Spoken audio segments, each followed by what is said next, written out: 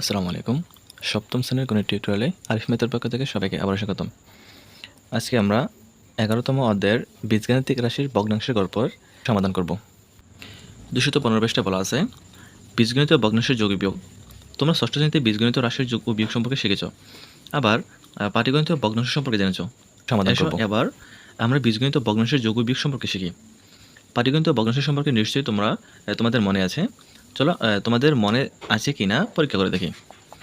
প্রথমে তোমরা একটি সাদা বর্গাকার কাগজ নাও, সমান করে দুটি ভাঁজ করো। প্রতি ভাঁজে পুরো কাগজের কত অংশ পড়েছে চিন্তা করো এবং যার যার খাতায় লেখো। এখানে একটা বর্গাকার কাগজ আমাদের নিতে হবে। এই বর্গাকার কাগজটিকে আমরা দুইটা ভাঁজ করব। তো এখানে হিসাবটা দিয়ে দিচ্ছি যে হিসাব করে দেখি কাগজ একটি, ভাঁজ হচ্ছে আমাদের 4টি। কাজেই প্রতি ভাঁজের কাগজের অংশ হয় 4/1। যেহেতু সম্পূর্ণ বর্গাকার ক্ষেত্রে একটি কাগজ, কাজে আমাদের এখানে একটা বর্গাকার কাগজ নেওয়া হয়েছে। এই যে সম্পূর্ণ হচ্ছে একটা বর্গাকার কাগজ। এই বর্গাকার কাগজটার মধ্যে দুইটা ভাঁজ দেওয়ার পরে আমাদের ভাগ হচ্ছে 4টা। 1টা 2টা 3টা 4টা। এই 4টা ভাগের মধ্যে 2টা হচ্ছে আমাদের এখানে নীল রং, একটা হচ্ছে সবুজ রং এবং একটা হচ্ছে আমাদের সাদা রঙের। তো এখানে নীল রঙের অংশ হচ্ছে 1-এর। এই 1 হচ্ছে আমাদের সম্পূর্ণ কাগজটি।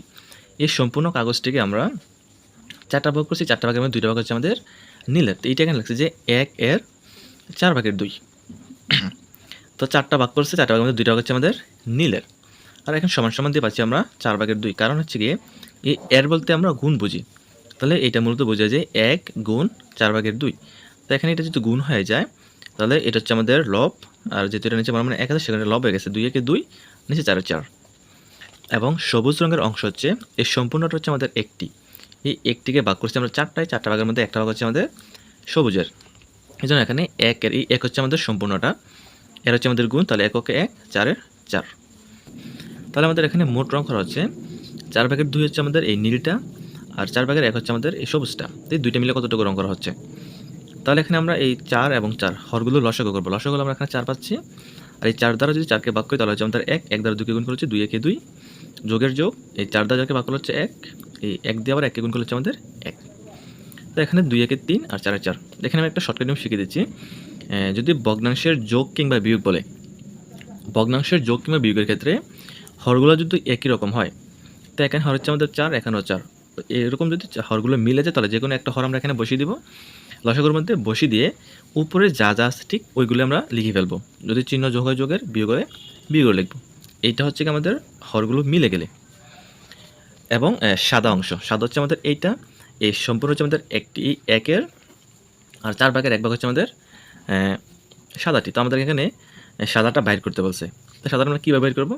তাহলে সম্পূর্ণটা হচ্ছে আমাদের একটা, হ্যাঁ। আর এখানে রং করা হচ্ছে আমাদের 4/3 অংশ। তো এই 4টা ভাগের মধ্যে 3টা ভাগ হচ্ছে আমাদের 3 অংশ নীল 4টা ভাগের মধ্যে, হ্যাঁ। আর সাদাটা আমাদের কতটুকু সেটা বাইর করতে বলছে। তো আমরা 1 থেকে 1 হচ্ছে আমাদের এখানে সম্পূর্ণটা। এই সম্পূর্ণটা থেকে যদি আমরা আমাদের রং করা অংশটুকু বাদ দিয়ে দিই তাহলে আমরা এখানে সাদাটা পেয়ে যাচ্ছি। তো এখন এই লাইনটা থেকে আমাদের এই লাইনটা আসছে যে এখানে 1-এর পরিবর্তে 4/4 এখানে কেন লিখলো?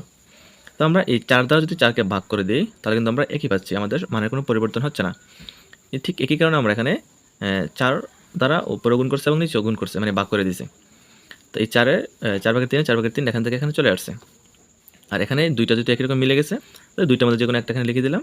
আর উপরে যেরকম আছে ঠিক ওইরকম আমরা লিখে নেব, মাইনাস দিয়ে মাইনাস। এখন 4 থেকে 3 বিয়োগ করলে হচ্ছে 1, 4-এর 4। এটা বুঝতে পারছো? এখানে হচ্ছে গিয়া যে যখন আমাদের হরগুলো মিলে যাবে তখন আমরা যে কোনো একটা এখান থেকে লসাগু হিসেবে বসিয়ে দিতে পারি। আর এই 4 দ্বারা যদি 4কে ভাগ করে দাও আমরা 1 হচ্ছে, 1 দ্বারা 4কে গুণ করলে হচ্ছে 4, আর 4 দ্বারা 4কে ভাগ করলে হচ্ছে 1, আর 1 দ্বারা 3কে গুণ করলে হচ্ছে 3। তো এই কারণে আমরা যখন মিলে যাবে নিচের থেকে যে কোনো একটা আমরা লসাগু হিসেবে ধরে নিব, আর উপরগুলো যেভাবে আছে ঠিক এভাবে এখানে বসিয়ে দেবো। তো 4/1 পাচ্ছি আমরা এই সাদা রঙের অংশ। তো এবার চলো আমরা ওই একই উদাহরণ বীজগণিত ক্ষেত্রে দেখি। এক্ষেত্রে কাগজের ক্ষেত্র হচ্ছে আমাদের x বর্গ একক। প্রথমে এদের সমান দুটি ভাঁজ করো।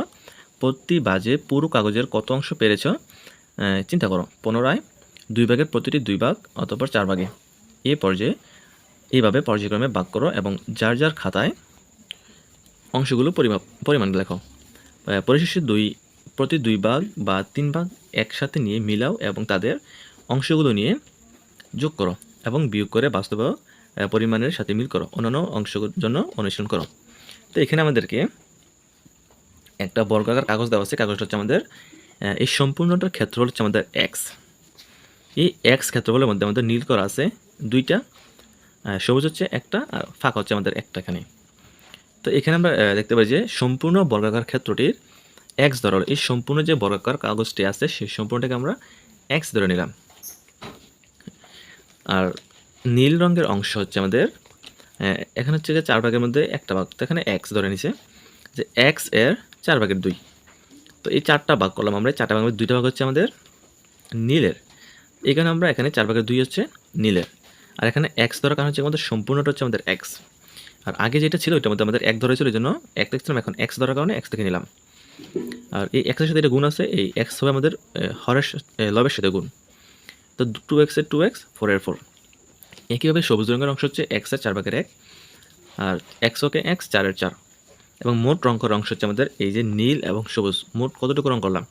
তো সবুজটুকু আমরা রং করছি, নীলটুকু রং করছি আমরা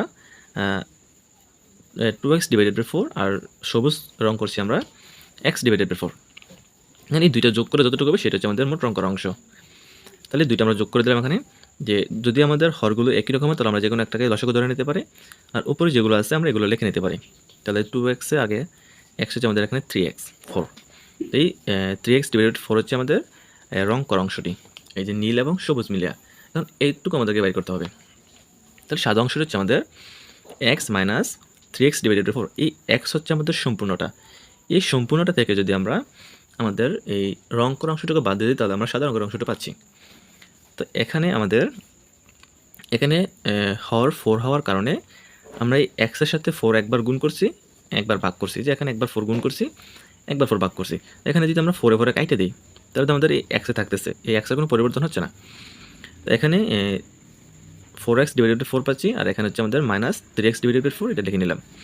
আর এখানে দুইটা হর একই রকম হওয়ার কারণে আমরা যে কোনো একটা হর এখানে লসাগু বানিয়ে দিলাম, আর উপরে যেটা আছে আমরা ঠিক ওইটা লিখে নিলাম, যে 4x মাইনাস 3x।